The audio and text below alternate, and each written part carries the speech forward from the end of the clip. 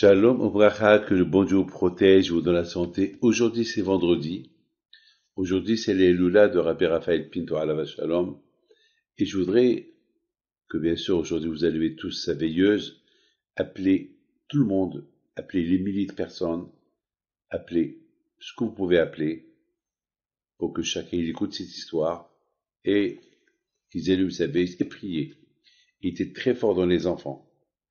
Je vous dis, très très fort dans les enfants. Ceux qui n'ont pas des enfants, le mariage.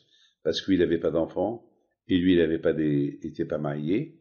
Donc, il priait toujours, lorsqu'il priait sur une femme qui n'a pas d'enfants, il disait, Hachem, tu m'as pas donné d'enfants, donne-lui les enfants. Hachem, je ne suis pas marié, alors aide cette fille à se marier, aide ce garçon à se marier. Donc, mes amis, diffusez. Et on m'envoyait aussi des brachot que je vais les enlever et les envoyer sur sa tombe. D'accord? Je répète, vous pouvez m'envoyer, aujourd'hui c'est vendredi, aujourd'hui c'est là, vous pouvez m'envoyer les noms pour les mettre sur sa tombe. Les amis, l'histoire que je vais vous raconter, elle est spectaculaire, elle est belle, elle est belle. On raconte que, ça c'est quelqu'un qui me l'a raconté, il s'appelle Monsieur Salomon Lasri. Monsieur qui est décédé il y a quelques années, c'est un tzaddik. Un tzaddik. C'était un grand hassid de Rabbi Raphaël Pinto. Il allait toujours le voir à la rue de Commandant Provost. Je vais vous raconter l'histoire comme que lui nous l'a raconté. Un jour, il est parti pour accompagner sa femme qui devait accoucher, et la pauvre, elle souffrait. Elle souffrait.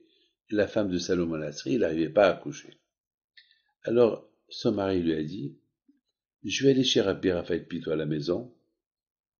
Et à cette époque, il y avait Rabbi Raphaël Pinto et Rabbi Meir Pinto qui habitaient dans la maison de Rabbi Haïm Pinto à Casablanca pour demander une bracha.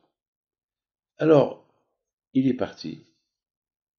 Il arrive chez Rabbi Raphaël Pinto à la maison et Rabbi Raphaël Pinto était content de le voir. C'était des grands copains, des grands copains. Et puis voilà, ils ont commencé à discuter. Il lui dit, Rabbi, ma femme, ça fait déjà 24 heures qu'elle est à l'hôpital, elle n'arrive pas à coucher. À cette époque, c'était difficile.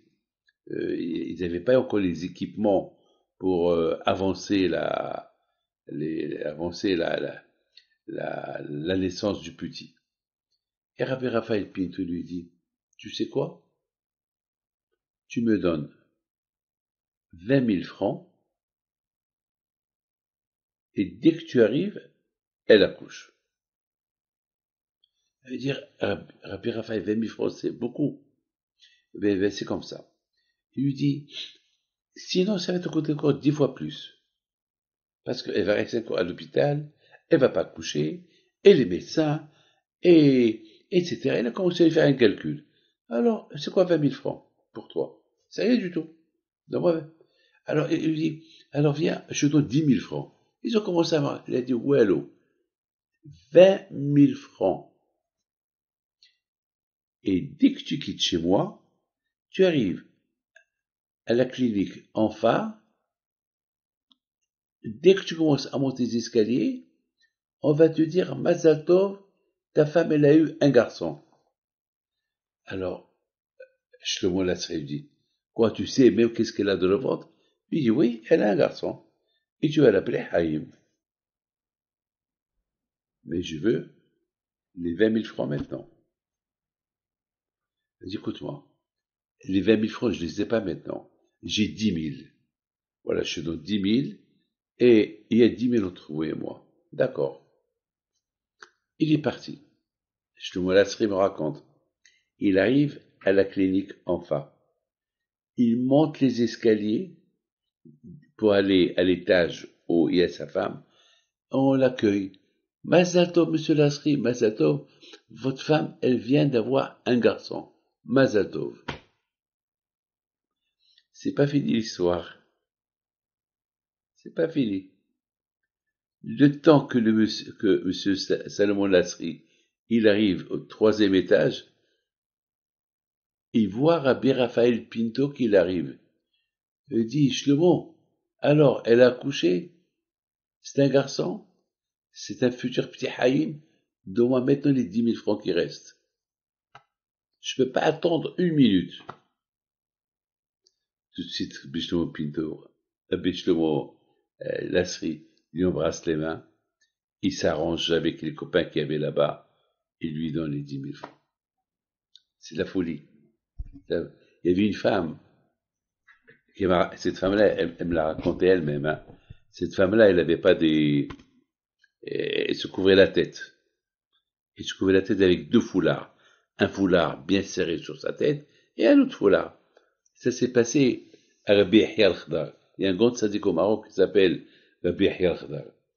Et elle était en train de monter les escaliers du bus et Rabbi Raphaël Pinto qui arrive. Ça, c'est la femme qui me l'a raconté. Il lui dit, hé, Amshouda, donne-moi tant.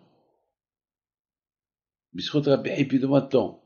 Il dit, Rabbi Raphaël m'a dit wallo, j'ai rien du tout. Il dit, comment m'a dit wallo? M'a dit flous. Elle avait 2 foulards. Un foulard bien serré sur sa tête et un autre foulard qui était encore sur sa tête. Et là-bas, dans ce foulard, elle cachait l'argent. Alors, Rabbi Raphaël Pinto lui a dit, t'as pas d'argent? Alors, t'as pas d'argent. Dès que la phrase est sortie de sa bouche, il y a un vent qui est venu, je sais pas d'où, il lui a fait envoler le foulard. Elle a commencé à crier. Et tout d'abord, elle a vu que le deuxième foulard était bien attaché sur sa tête, et dit à Rabbi Raphaël, la bibesque, toutes mes économies sont dans ce foulard. Lui a dit, mais tu m'as dit que tu avais pas d'argent. Alors j'ai dit, tu as pas d'argent. Mais maintenant, vraiment, tu as pas d'argent. Pourquoi tu me mens? Il m'a dit, parce que, et lui dit, parce que j'ai besoin de cet argent. Il dit, attends, maintenant tu as rien. Rabbi Raphaël al-Shalom, il a couru derrière le foulard. Il lui a ramené, il lui a dit, ah, il est lourd, hein.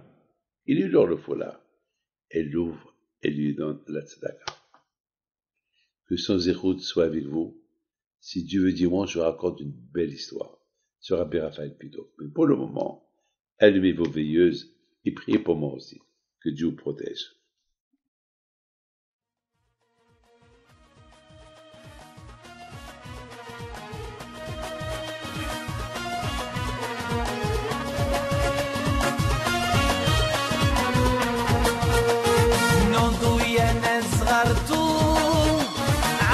حي بنتو وقف لنا زي خو